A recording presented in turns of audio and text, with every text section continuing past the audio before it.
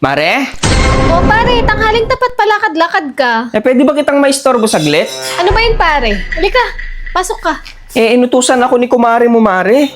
May fill upan kasi nag-apply siya ng loan. Ngayon, panay English yung fill upan. Alam mo naman kami, hindi kami nakapagtapos ng elementary, kaya nilapitan kita, Mare. Sige pare, kuha ka ng upuan. Tignan ko nga pare, kunin mo yung upuan. Ay, madali lang to pare. Sige, kunin mo yan. Ikaw lang magsulat at pangit yung penmanship ko. Sige, Mare. O sige, tanungin mo na ako pare. Mare, region. Region, yan yung tinatanong kung Catholic ba kayo, o born again, o iglesia. Catholic, Mare. O, isulat mo dyan. Dali lang yan pare. Ganito yung spelling niya, Mare. Oo, tama yan pare. Extension, Mare. Extension, tinatanong yung mga extension nyo sa bahay kung ilan ba. Ay, 7, Mare. O, isulat mo 7. Street, Mare. Street, tinatanong kung street ba yung buhok ni Mare o kulot. Ay, kulot, Mare. Ay, lagay mo kulot. Dependence, Mare.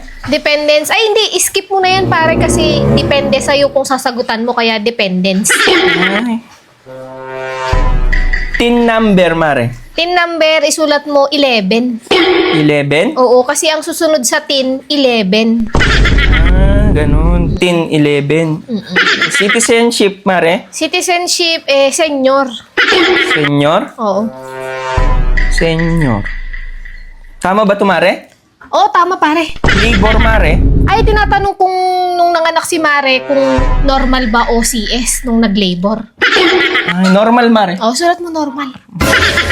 Ma-approve na kayo dyan, pare. Hahatian nyo ba ako dyan, pare? Mare, huwag ka mag-alala. Basta ma-fill upan lang to ng maayos.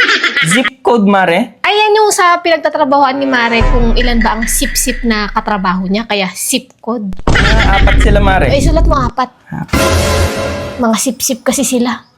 Purpose, Mare. Purpose, tinatanong dyan kung nakapag-purpose ka na ba kay Mare bago kayo kinasal. Ay, oo, Mare. Tapos na. Yes ka mo na lang. Yung sex, Mare. Ay, tinatanong kung kailan ang huling sex nyo ni Mare. Kagabi, Mare. Ay, sulat mo last night. Last night. Yun lang naman, Mare. Uy, lang pala pare. Sigurado ma-approve yan, pare. Sige, Mare. Salamat, ha? Pare, yung hati ko dyan ha, pag Oo, na-approve yung loan nyo ha. Oo, wag ka mag-alala. Salamat, Mare. Sige pare, walang anuman. English